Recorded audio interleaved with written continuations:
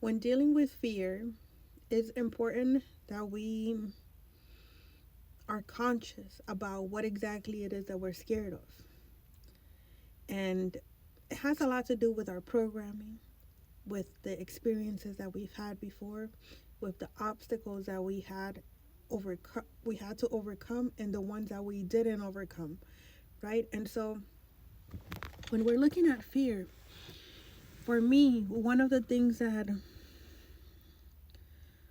really helped me in my journey with fear, especially because I'm an individual that is targeted because of my gifts, because of the knowledge that I hold, and because of who I am to God, right? So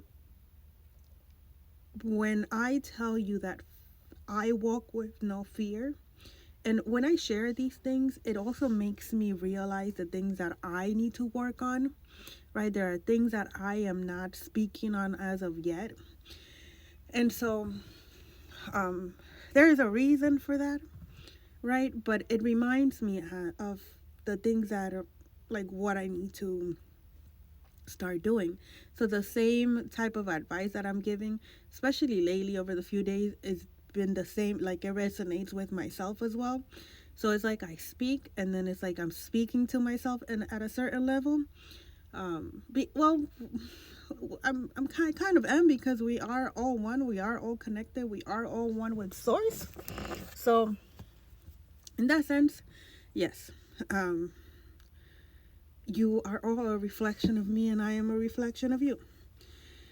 So, what helped me a lot with fear, especially at the beginning of my dark night of the soul, which is like when we start to go within and look at ourselves. And sometimes that's not an overnight event, it's a process, right?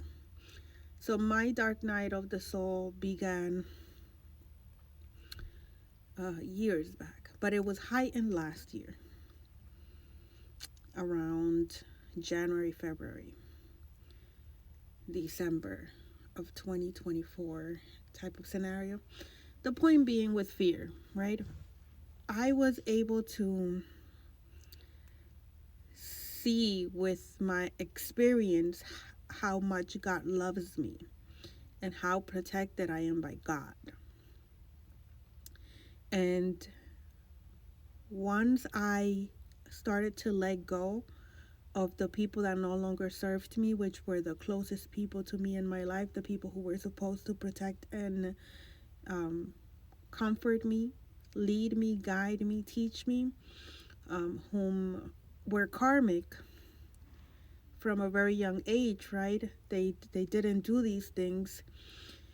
When I was at my lowest, the Most High God came through when I surrendered to Him.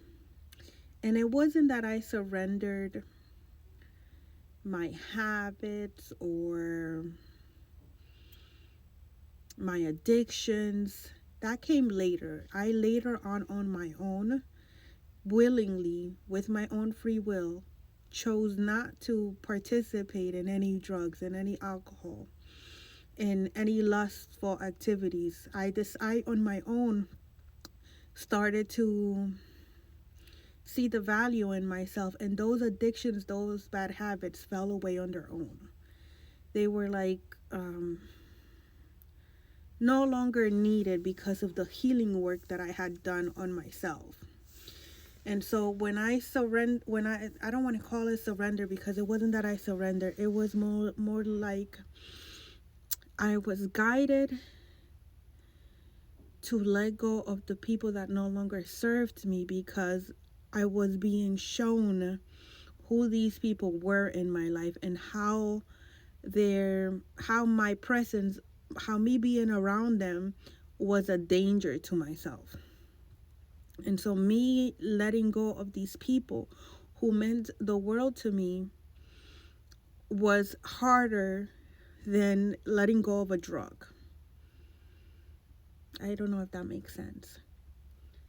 The people that I cared most about in my life, I had to let go of them. those titles of mother, father, brother, sister, uncle, best friend, those, I had to release them to God for my safety. And when I did that, because I had experienced so much abandonment, so much betrayal, I was broken to my core. And I went to God and I cried out to God, and I asked God to be a father and a mother to me. And God said he'll protect me. And he told me that he would show me of any spiritual attacks that would be sent to me. He would lead me as to what to do, how to move forward, how to take care of myself, and how to basically walk again. It was like a baby learning to walk again.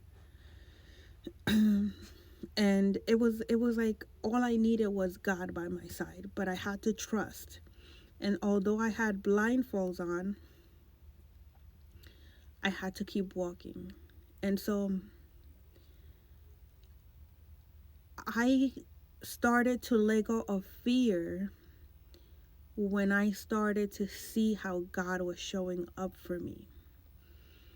And because God showed up for me and he showed me what was going on and what he was protecting me from, and how I needed to not fear because I was protected in the spiritual realm and in the physical realm, and that anything that would be thrown at me, if I did feel it when it came to spiritual attacks, dark magic, it was to train me to be the person that he created me to be.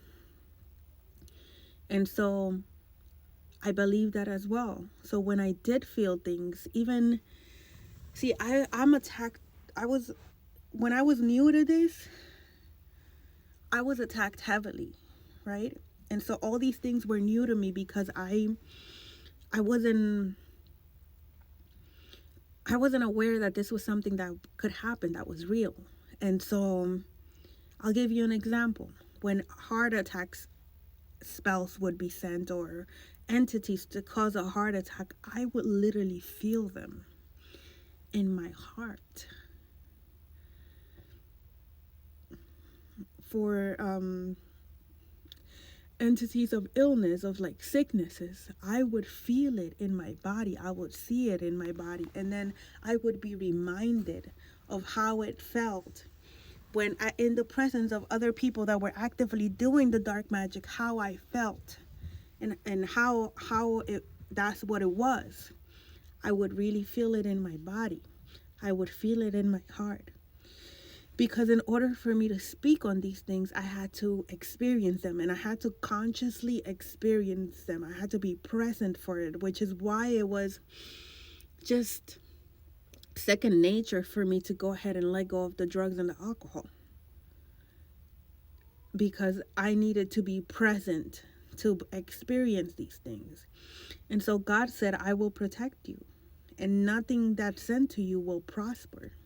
And anything that you do feel is for your training, and anything that does attach to you, it's for you to heal from. Those are things that you still have to work on, that you have to forgive, that you have to heal.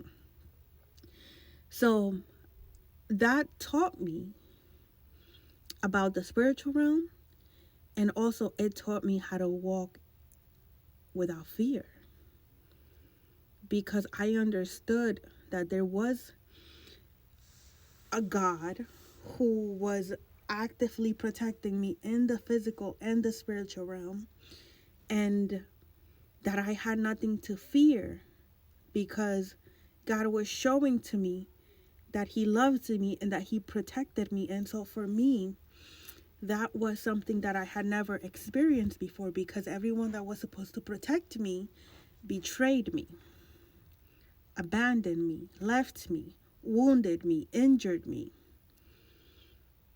saw me as their property. But God didn't. God loved me.